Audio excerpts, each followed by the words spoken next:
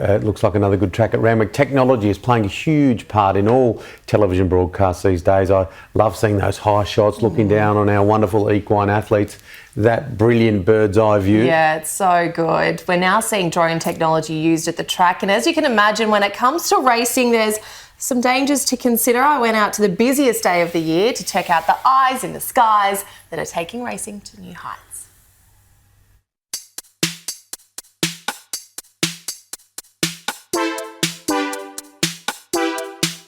With horse racing, we're all over the world. We're here, but there's eyes in every pub. Everywhere that it's being shown is our footage is being shown. So it's kind of interesting to think how many eyes get on screen for some of our footage.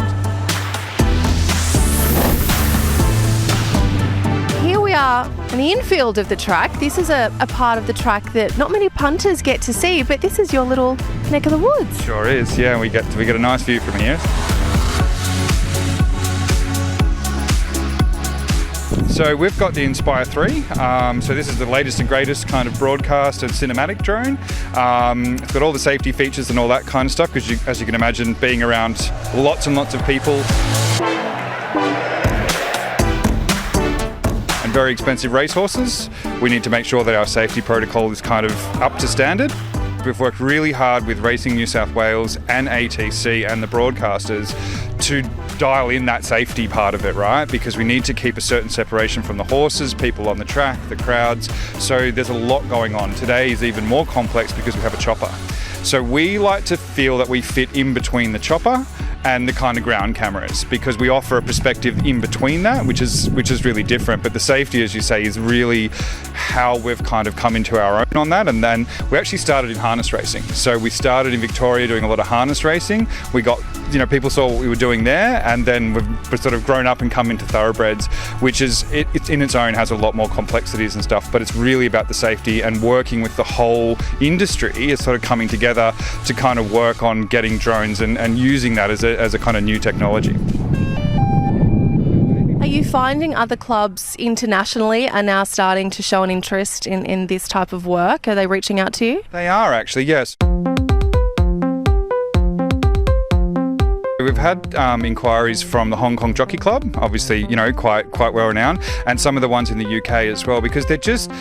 Drones have been in horse racing for quite a while, but I feel like we've developed a product, with our broadcast partners and stuff, to make the product unique, and then working on top of that with the safety. So I think there's a lot of interest about how we're doing what we're doing, getting the shots that we're getting that look like they're really close, but still keeping the separation from horses, people, and all of the other important things.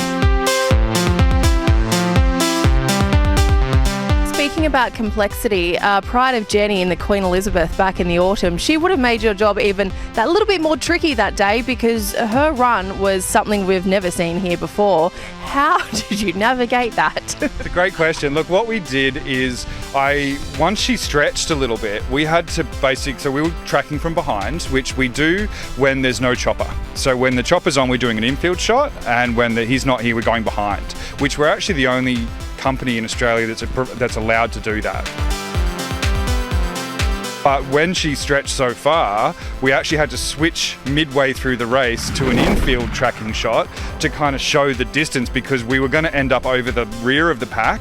So we had to make that decision mid-flight to basically swing out and try and capture, and then just capture her the whole way in, but really try and zoom out to kind of get the perspective of how much she was actually leading by.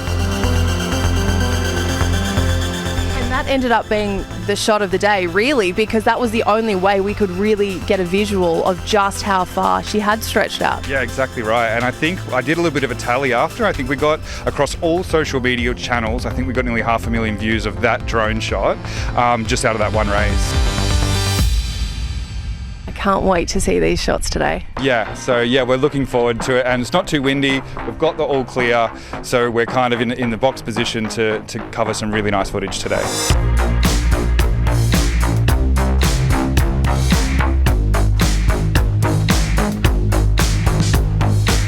On a day like today, you can feel that crowd energy even from all the way on the infield, right? So yeah, it's fun to be a part of something and to be able to shoot something so nice.